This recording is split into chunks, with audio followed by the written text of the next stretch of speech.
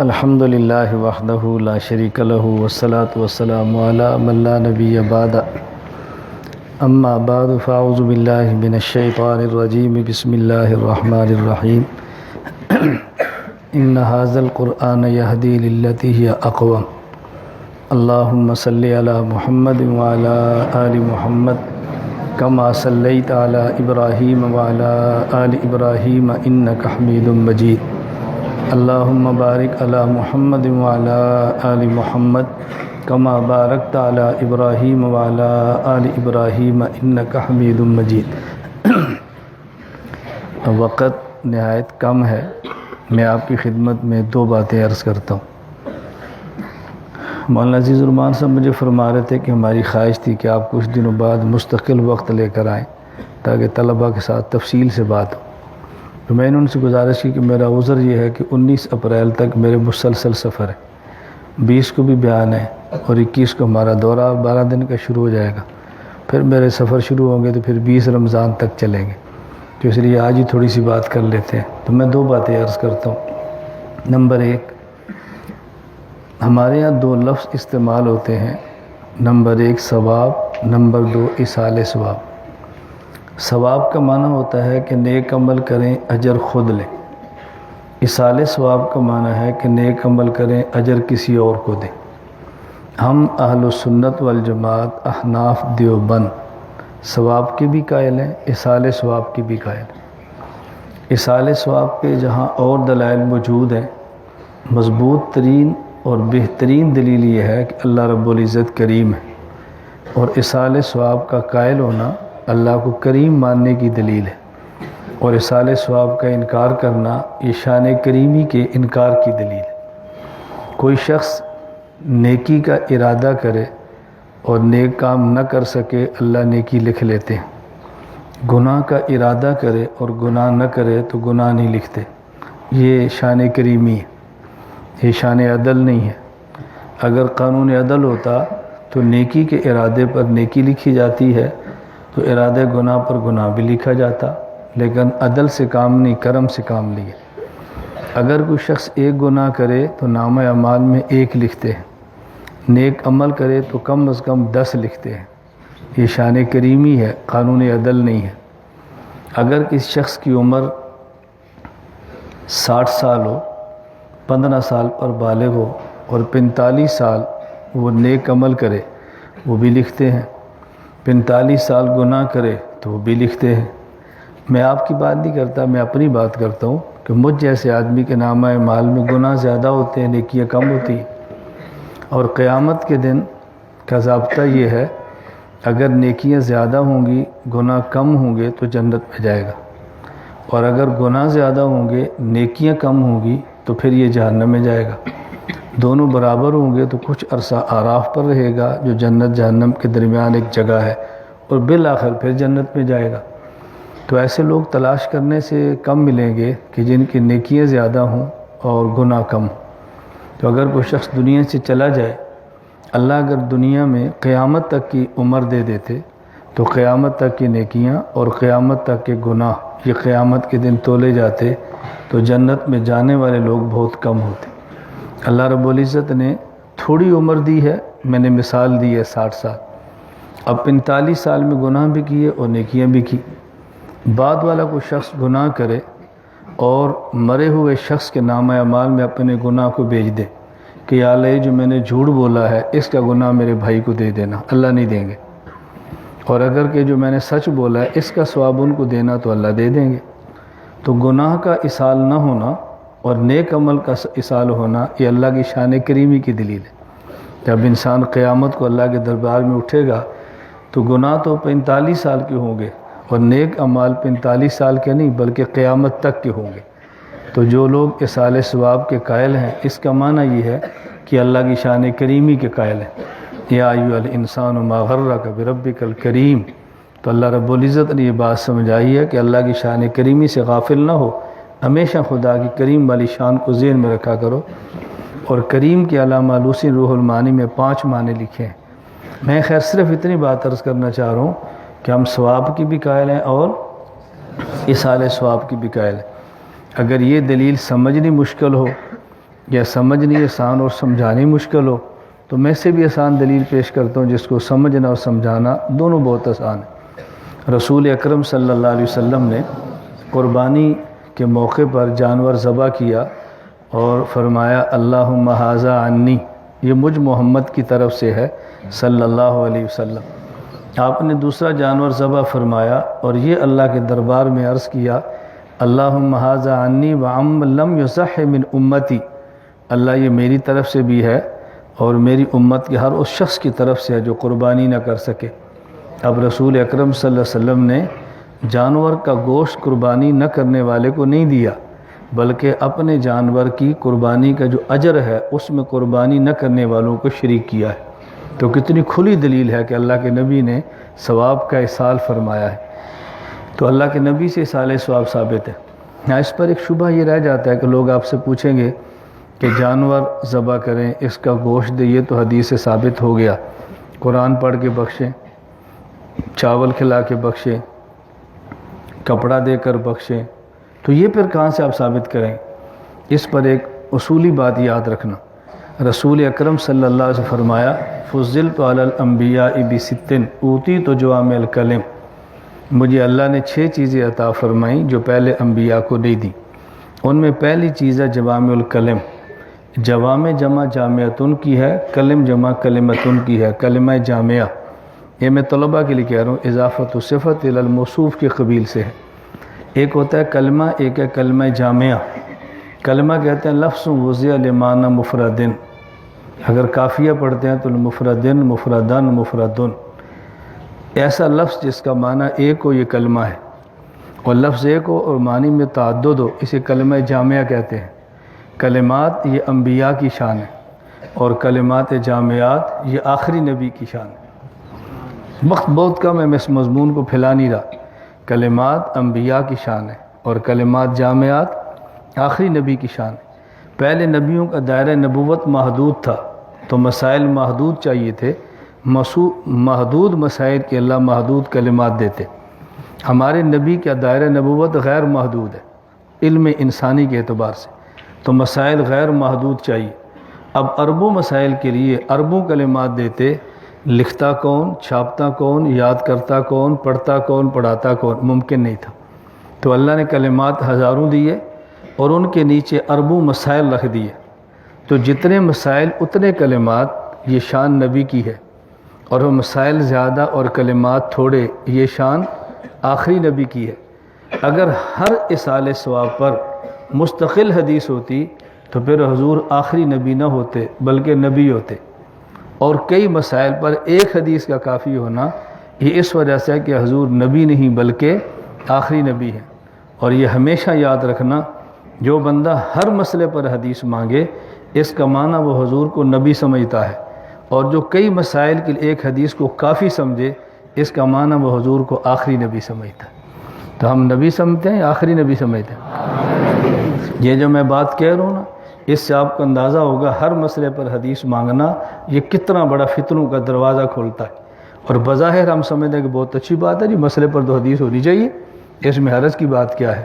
ہم حضور کو نبی نہیں آخری نبی سمجھتے ہیں، اور اس سے دروازہ کھلتا ہے۔ اللہ میں بات سمجھنے کی توفیق عطا فرمائے۔ تو میں نے اس لیے عرض کیا، اب ایک مثال ثواب حدیث سے ثابت ہو گیا اور باقی تمام اصال ثواب اس حدیث پر قیاس کر کے ثابت ہو جائیں گے۔ اگر کوئی قیاس کا انکار کرے ہم اس کو دلیل شرعی کے طور پر قرآن سے ثابت کر دیں گے، اس میں تو اشکال کی بات نہیں۔ تو ایک بات میں نے عرض کی کہ ہم ثواب بھی مانتے ہیں اور اصال، کچھ مسئلہ سمجھ آ گیا نا، بس کچھ سمجھے یہ کافی ہے۔ تو میں تو بیٹھے تھے، مولانا بیان فرما رہے تھے، میں مولانا عزیز الرحمان صاحب سے کہہ رہا تھا کہ دورہ حدیث اور مشکات کے طلباء بٹھا دیں، تو انہوں نے فرمایا ہماری خواہش ہے سب استفادہ کر لیں۔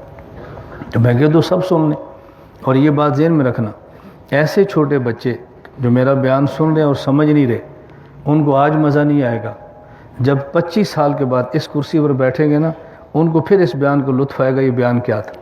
بس ابھی صرف یاد کر لیں، بات سمجھ آ رہی ہے؟ میں نے درجہ حفظ قرآن کریم کیا ہے حضرت امام اہل سنت شیخ التفسیر والحدیث مولانا محمد سرفراز خان صفدر نور اللہ مرقدہ کی مسجد میں، میں نے 1.5 سال بچپن کا زمانہ حضرت کا درس قرآن درس حدیث میں گزارا ہے. میں درس پابندی سے سنتا تھا لیکن سمجھتا نہیں تھا. جو اس وقت سنا تھا نا وہ آج سمجھ آتا ہے. آج حضرت کے علوم کی قدر ہوتی ہے. اور یہ اللہ کا بہت کرم ہے کہ اللہ نے مجھے حافظہ بہت بے پناہ دیا تھا. اب تو مشغولیات بہت ہوتی ہیں, تھوڑی گڑبڑ ہو جاتی ہے, لیکن ہمارا ہم جو ایک کان میں بات آتی ہے بس وہ دوسرے سے نکلتی نہیں تھی. اللہ نے بہت کرم کیا تھا. خیر میں عرض کر رہا تھا کہ اس ذرا تھوڑی سی بات سمجھ لیں. اللہ میں بات سمجھنے کی توفیق دے. میں ایک مرتبہ ایک جگہ سے گزرا تو ایک قاری صاحب تھے, حفظ کا مدرسہ تھا. مجھے انہوں نے فرمایا کہ مولانا صاحب ان طلباء میں حفظ کے بچے ہیں, تھوڑا سا بیان کر دیں. میں نے بیان یہ کیا کہ اللہ کہاں ہے, این اللہ, استویٰ علی العرش. بیان بہت مشکل تھا. دعا ہوگی, بچے چلے گئے تو مجھے قاری صاحب فرمانے لگے اتنا مشکل بیان, اتنا مشکل آپ نے بچوں میں, ان کو سمجھ نہیں آیا, ایسے بیان کا کیا فائدہ. میں نے کہا بچوں کو واپس بلاؤ. واپس آئے. قاری صاحب بہت خوش ہوئے کہ اس پر میری نصیحت نے اثر کیا, اب یہ کوئی آسان سی نصیحتیں کرے گا. میں نے ایک بچے کو کھڑا کیا. میں نے کہا عمر کتنی ہے؟ 10-12 سال کا بچہ ہوگا. کتنے پارے پڑھے ہیں؟ 23 پارے. میں نے کہا سورہ یاسین سناؤ. اس نے ایک رکوع سنایا. میں نے کہا ترجمہ کرو. کہتے مجھے نہیں آتا. میں نے کہا تفسیر. اب وہ سوچے تفسیر کیا ہوتی ہے. میں نے کہا چلو چلے جاؤ. سب بچے چلے گئے. تو میں نے قاری صاحب سے پوچھا جب ان کو قرآن آتا نہیں تو آپ پڑھاتے کیوں ہیں؟ مجھے کہتے ہیں پڑھ لیں بڑے ہو کے سمجھ جائیں گے. میں نے کہا عقیدہ پڑھ لیں بڑے ہو کے سمجھ جائیں گے. میں یہ بات ہنسانے کے لیے نہیں کہتا, اللہ کی قسم میرے درد کو سمجھو. میں جب مر جاؤں گا تم نے اسی طرح رونا ہے جیسے آج عثمان غنی کے جانے پر تم روتے ہو. بندہ جب دنیا سے اٹھ جاتا ہے نا پھر بندے کو احساس ہوتا ہے. عقائد کو خدا نے مجھ پر اتنا کھولا ہے, آپ کے لیے سورۃ فاتحہ پڑھنی مشکل ہے, میرے لیے مشکل سے مشکل عقیدہ بیان کرنا آسان ہے. یہ خاص اللہ کا کرم ہے. اس کی کئی وجہ ہیں. ایک وجہ ہے کہ میں اکابر خلاف کبھی بک بک نہیں کرتا. زندگی میں نے کبھی اپنے اکابر خلاف بات دی, کبھی بھی, نہ خلوت میں نہ جلوت میں, اور نہ ہی انشاءاللہ کبھی آپ سنیں. میں دوسری اور آخری بات عرض کرتا ہوں. یہ میں صرف دورہ حدیث مشکات اس لیے کہہ رہا تھا کہ آپ اس کو توجہ سمجھ لیں. حدیث پاک کے 2 معنی میں بیان کروں گا. میں نے اس پر قرآن کی آیت پیش کری ہے کہ مزاج میں اعتدال ہونا کتنا ضروری ہے. ہمارے دیوبندیت اعتدال کا نام ہے. اعتدال کتنا ضروری ہے اور کیسے سمجھ آتا ہے. پہلے سوال سمجھ لیں پھر آپ کو اعتدال سمجھ آئے. دیکھیں میں آپ سے پوچھتا ہوں کہ حدیث کا منکر مسلمان ہوتا ہے یا نہیں؟ بتاؤ. حدیث کا منکر مسلمان ہوتا ہے؟ نہیں ہوتا. نہ قرآن کا منکر مسلمان ہے نہ حدیث کا منکر مسلمان ہے. تو حدیث کا منکر مسلمان ہوتا ہے یا نہیں؟ بولو نا, ڈرا نہ کرو, بات کو اچھی طرح سمجھا کرو. حدیث کا منکر مسلمان نہیں ہوتا. میں یہ بات ٹی وی پر بھی کہتا ہوں, کھل کر کہتا ہوں, سمجھانے کے لیے کہتا ہوں. اللہ کے رسول کی بات کا جو انکار کرے گا مسلمان کیسے ہوگا؟ تو حدیث کا انکار کرنے والا مسلمان نہیں ہوتا. یہ دورہ حدیث مشکات کے طلباء توجہ سمجھنا. اگر کوئی بندہ آپ سے پوچھے کہ حدیث کا معنی کیا ہے تو آپ نے حدیث کا معنی بیان کرنا ہے. نبی, صحابی, تابعی کے قول, فعل, تقریر کو حدیث کہتے ہیں. میں اس کے اب ترجمے نہیں کروں گا. میں نے صرف کہا مشکات اور دورے کے طلباء میرے مخاطب ہے. بقیہ کو سمجھ جائے اچھا, نہ سمجھ جائے تو بہت اچھا. نبی, صحابی اور تابعی کے قول, فعل, تقریر کو حدیث کہتے ہیں. توجہ رکھنا. یہ تعریف مقدمہ مشکات میں شیخ عبداللہ محدث دہلوی نے لکھی ہے. علامہ طیبی نے شرح مشکات میں لکھی ہے. شرح نخبہ میں علامہ ابن حجر نے لکھی ہے. القواعد میں علامہ ظفر عثمان نے لکھی ہے. خیر اصول میں مولانا خیر مجلندری نے لکھی ہے. 5 والے کافی ہیں. یہ میں اس لیے کہہ رہا ہوں کہ میری تعریف نہیں ہے نا. نبی, صحابی اور تابعی کے قول, فعل اور تقریر کو حدیث کہتے ہیں. حدیث کے منکر کو مسلمان آپ نہیں کہتے. اور حدیث کی تعریف کیا کر رہے ہیں؟ نبی, صحابی, تابعی کے قول, فعل اور تقریر کو حدیث کہتے ہیں. تابعی تو امام حنیفہ بھی ہیں, تو ان کے قول کا انکار تو کفر نہیں ہے. ہم کافر کبھی بھی نہیں کہتے کہ امام حنیفہ کے فقہ کو نہ مانے. ہم یہ تھوڑے کہیں کہ مسلمان نہیں مانتا تو نہ مانے. ادھر کہتے ہیں حدیث کا منکر مسلمان نہیں ہوتا, ادھر کہتے ہیں امام صاحب کے اقوال کا منکر مسلمان ہے. تو پھر یہ 2 باتیں آپ جمع کیسے کریں گے؟ یہ بات آپ سمجھ لیں. ایک ہے حدیث کی تعریف بدیہی اور ایک ہے حدیث کی تعریف اصطلاحی. بدیہی اسے کہتے ہیں کہ جس کو عام, خاص, عالم, غیر عالم, امت کا ہر فرد جانتا ہو, اسے بدیہیات کہتے ہیں. جب آپ عوام میں یا علماء میں کہو حدیث پاک میں یوں آیا ہے, اس کا مطلب کیا ہوتا ہے؟ اللہ کے نبی نے یوں فرمایا. یہی معنی ہوتا ہے نا. اب بدیہی معنی یہ ہے کہ حضور کی باتوں کو حدیث کہتے ہیں، اور اصطلاحی معنی یہ ہے کہ تابعی کی بات کو بھی حدیث کہتے ہیں۔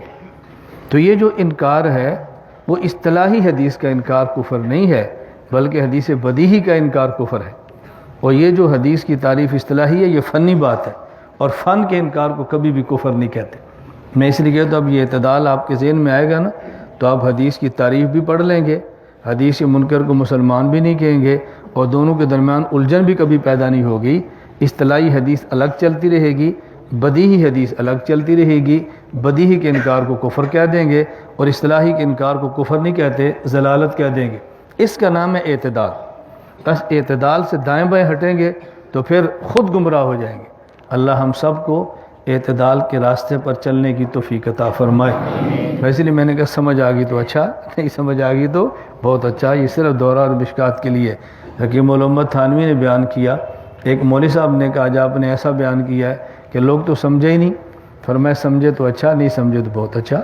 اس مولوی صاحب نے کہا حضرت ہم تو آپ کا یہ جملہ بھی نہیں سمجھے، سمجھے تو اچھا، نہیں سمجھے تو بہت اچھا، ہمیں تو یہ بھی سمجھ نہیں آیا۔ حضرت تھانی فرمانے لگے اللہ اکبر، دیکھو ہمارے اکابر تھانی فرمانے لگے اگر میرا بیان سمجھ آ گیا تو اچھا، کہ جو بات میں سمجھانا چاہتا تھا سمجھ آ گئی، اچھی بات ہے، اور اگر نہیں سمجھ آیا تو بہت اچھا۔ کیوں؟ اب یہ کبھی گمراہ نہیں ہوں گے، ان کا ذہن بن جائے گا کہ ہمارے ایسے علماء موجود ہیں جن کی علمی سطح اتنی ہے کہ ہم ان کا بیان بھی نہیں سمجھ سکتے، اب یہ گمراہ نہیں ہوں گے۔ یہ حضرت تھانوی فرما رہے ہیں، فرماتے ہیں گمراہ تب ہوتے ہیں جب ان کا ذہن بنتا ہے کہ ٹھیک ہے استاد جی کے پاس بھی علم ہے، لیکن وہ جو ٹی وی پر مذہبی سکالر ہے نا وہ بھی عام آدمی نہیں ہے، بس یہاں سے ضلالت کے دروازے شروع ہوتے ہیں۔ اور جب آپ اغیار سے متصر ہونا ختم ہو جائیں گے آپ کبھی گمراہ نہیں ہوں گے۔ میں اس لیے یہ بات بڑے فخر سے کہتا ہوں، میرا اور آپ کا تعلق علماء دیوبند کے ساتھ ہے۔ ہمارے پاس قرآن بھی ہے، ہمارے پاس حدیث بھی ہے، ہمارے پاس فقہ بھی ہے، ہمارے پاس تاریخ بھی ہے، جہاد بھی ہے، سیاست بھی ہے، تبلیغ بھی ہے، علم بھی ہے، خانقاہ بھی ہے، اور دین کا درد بھی ہے۔ جب سب کچھ ہمارے پاس موجود ہے ہم سے بڑا بدبخت کوئی نہیں ہوگا، ہم پھر بھی دائیں بائیں نظریں اٹھا کر دیکھیں۔ اللہ کی اس نعمت کی قدر کرو جو خدا نے ہمیں نعمت عطا فرمائی۔ جب یہ بھائی عثمان شہید ہوئے تو میں قطر میں تھا، میں نے مولانا کو فون کیا، تعزیت کی، مجھے آنے میں بھی اسی وجہ سے دیر ہوئی ہے۔